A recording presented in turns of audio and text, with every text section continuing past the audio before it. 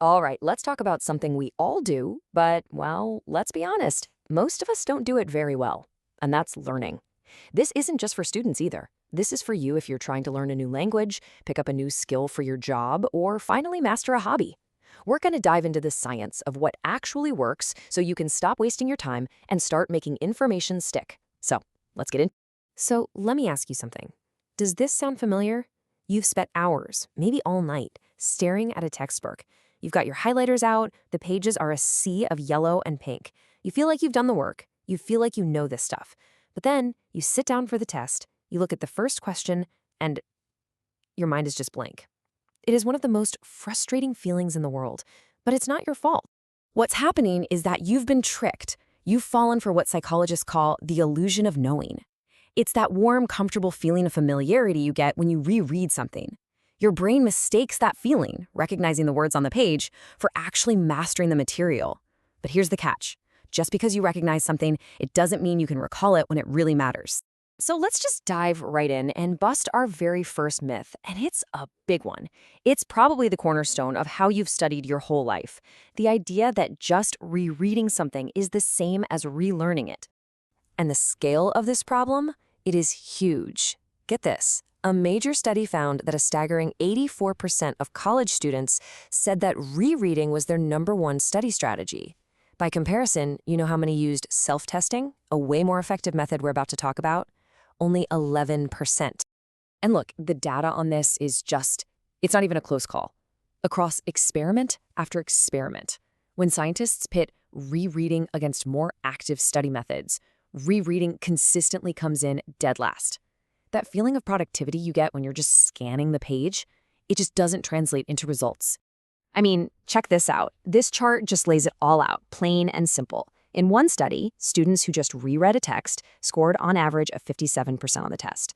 But the students who spent that same time answering questions about the material, they scored a 72%. That is a massive difference in performance, just from changing how you study. So why? Why is rereading so bad? Well, it all comes down to this sneaky little concept called perceptual fluency. Basically, the more you reread something, the easier it is for your eyes and brain to process the words. It feels smooth, it feels familiar, and your brain makes a huge mistake.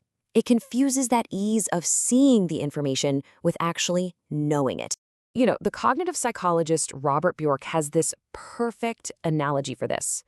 Think about it. You've seen the flight attendant show you how to use a life vest dozens of times. It looks simple, right? Pull the tab, whatever. But could you actually do it in the dark with alarms blaring under real pressure? Probably not. Watching isn't the same as doing, and rereading is just watching your notes go by. Okay, so if rereading is out, what's in? What actually works? Well, the better way is a strategy called active recall, and I promise you it's a total game changer. Active recall, or what scientists sometimes call retrieval practice, is the exact opposite of rereading. It's not about putting information in. It's about the effort of pulling information out of your own head. It's like a workout for your brain. Instead of just letting the information wash over you, you're forcing your mind to go find it, grab it, and rebuild it. Just look at the difference here. It's night and day. On the one side, you've got passive review, rereading, highlighting. It feels easy, it feels comfortable, but it creates weak, fragile memories. On the other side, you've got active recall, quizzing yourself, trying to teach the idea to a friend. This builds strong, durable pathways in your brain. It's like creating a path in the woods by walking it over and over again. Okay, so how do you actually do it? It's beautifully simple. Here's the process. Step 1, you learn something.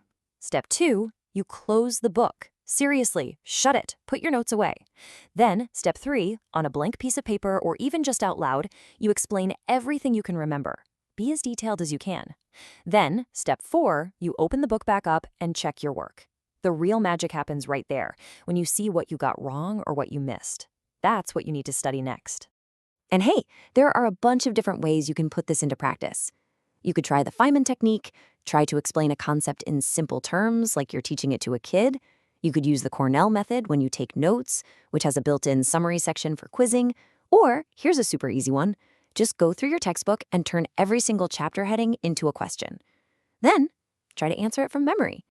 All right, let's move on to the next big offender, the next bad study habit we need to break, the classic all-nighter, the belief that one heroic marathon cram session is the key to success. The technical term for this is massed practice. And yeah, it feels so productive, doesn't it? You're putting in the hours. And look, cramming might shove some information into your short-term memory just long enough for you to spit it back out on an exam. But it is a terrible, terrible way to build long-term knowledge. That information vanishes almost as quickly as it went. So what's the fix? Well, the scientific solution is literally the exact opposite of cramming. The better way is to space it out.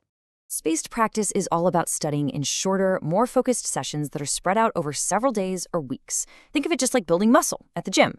You can't go do one single 10-hour workout and expect to see results, right? You need multiple sessions with time to rest and recover in between.